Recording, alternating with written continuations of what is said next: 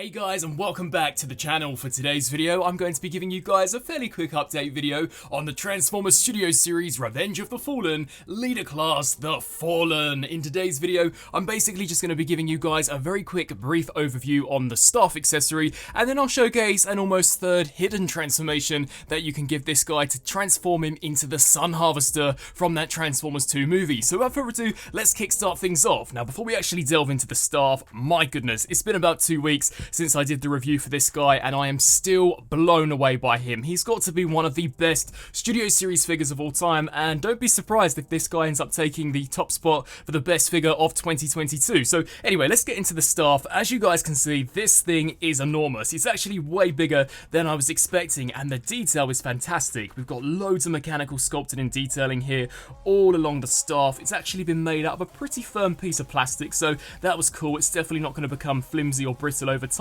One thing, however, that I'm not the biggest fan of is that sadly the fingers can't actually grasp around it. That was something that the original Hunt for the Decepticons version was able to do, and I also have a slight qualm in regards to how it's actually been designed. But yeah, in terms of the Fallen holding it, I think he looks fantastic. Now, to actually get it out of the hand, you do have to slide it down, and it is connected via a tab in the center. Just basically unclip that so we can thread these pieces through. And I did actually just watch the brand new Predator movie, and in the film, that guy kind of has something which looks like this. He had a staff, and then he could split it into two components, and he actually used it like an almost spear-like weapon, like this. And that's also a really cool alternative look for you to display the staff. And I believe Optimus actually snaps it in half towards the end of the movie to pry the Fallen's face off.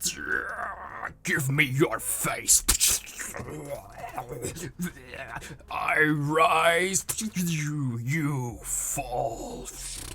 So I thought that was pretty sweet, but something which I've got to be honest and say isn't the best is that you can't use this with any other figure. I was really hoping that you'd be able to peg it into the hands of the jet-powered Optimus Prime, but the way it's been designed, you sadly cannot. Now, upon first glance, it does look as if though this should be 5mm or MechTech port compatible, but it's not. As I actually removed the blade here for jet-powered Prime, it just will not go through that hand at all, which is super unfortunate. So we aren't able to truly recreate the give me your face scene as we would expect from the film, but I guess, you know, it's intended for the Fallen. There's not much we can do, but I guess if you really wanted to, there are a few tabs here at the top which you can port into the hand here of Optimus. So if you really wanted to, I guess he could pry the face off using it like this. So overall, definitely a fantastic accessory. I mean, the spear in itself, or the staff, just looks fantastic, and like I mentioned previously, it has actually been made out of a pretty decent material. So a sick looking accessory. Now before we jump into the jet mode and I showcase how this integrates there,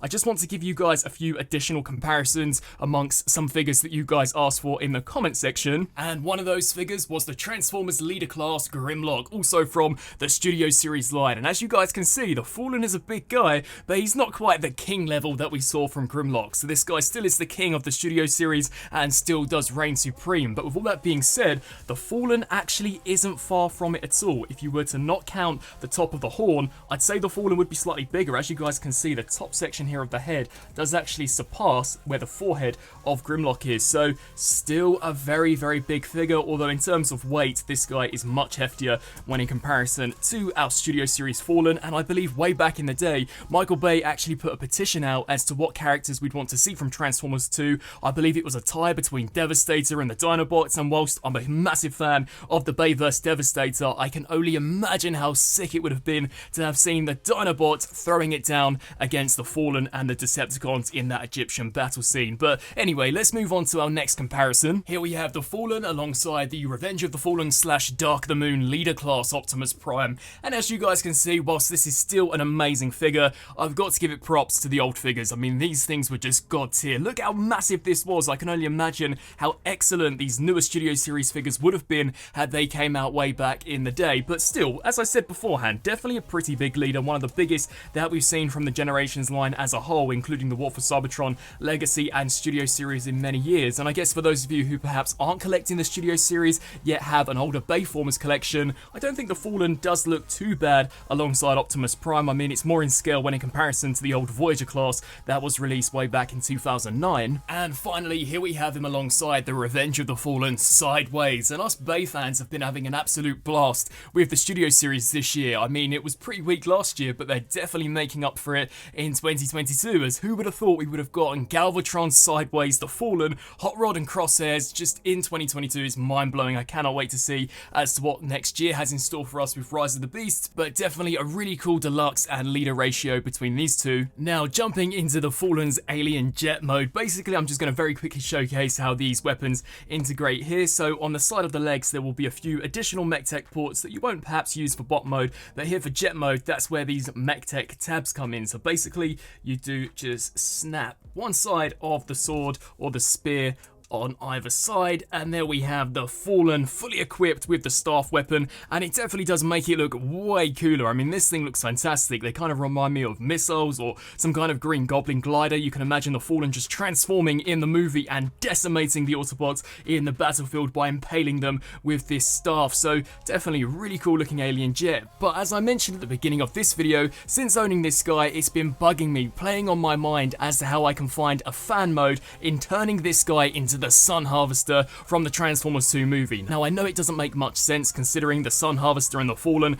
were completely separate things, but this definitely did give me Sun Harvester vibes, and I went online, looked up a few pieces of concept art, and I'm almost certain that it's possible. So I'm going to showcase to you guys how I personally transform my Fallen from jet mode into this Sun Harvester mode, and I'd love to know what you guys think down in the comment section below. So to kickstart things off, you're going to want to remove the staff and just set this here off to the side. We can then take these appendages, disengage those, and just detach those. 9 times out of 10 they'll probably fall off on the ball joints anyhow. Then what you'll want to do is angle it up like this. We can then bend at this transformation joint, so bend here. What you'll then want to do is splay the toes out just like that, rotate into their robot mode configuration, yet still keep the knee in the same position. Do the exact same here for this side.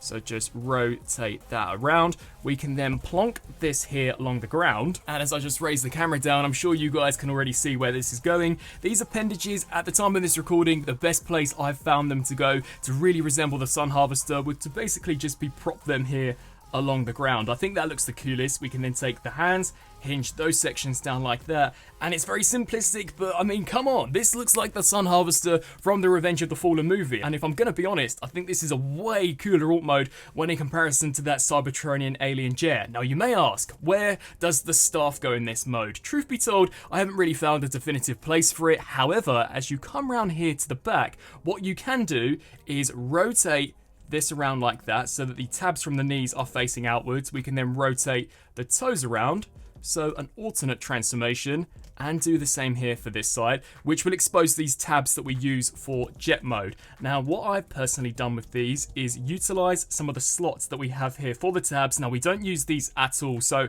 in a way, I'm kind of thinking perhaps this was Hasbro's idea, and they are perfectly matched for these slots, so we can just snap them here into place. You want to make sure that you're using the bottom slot, so just snap that in there. And there we have the Sun Harvester with the spear attached. And I mean, I actually think this looks really decent. Call me crazy. What do you guys think? Be sure to let me know down in the comment section below. But I actually think that looks really cool. And at least when I do transform this guy, this is how I'll probably be keeping him on the shelf. So let me know down below, what do you guys think? Is the Alien Jet mode a better alt mode for this guy? Or would have you guys liked to have seen something like this, more along the lines of the Sun Harvester from the Transformers 2 movie? And I believe that just about wraps up this video. I've showcased the staff, I've showcased this fan mode. There really isn't much else to say other than a massive thank you to each and every one of you for watching this video, as well as my original Studio Series Fallen review. I'm incredibly appreciative of all of your support, and definitely be sure to stay tuned to the channel, as in the next coming days I may have reviews for some of the most hotly anticipated Michael Bay Studio Series figures. So that pretty much wraps up the video. I thank you all so much for watching, and until my next video, I'll see you then. Thanks for watching.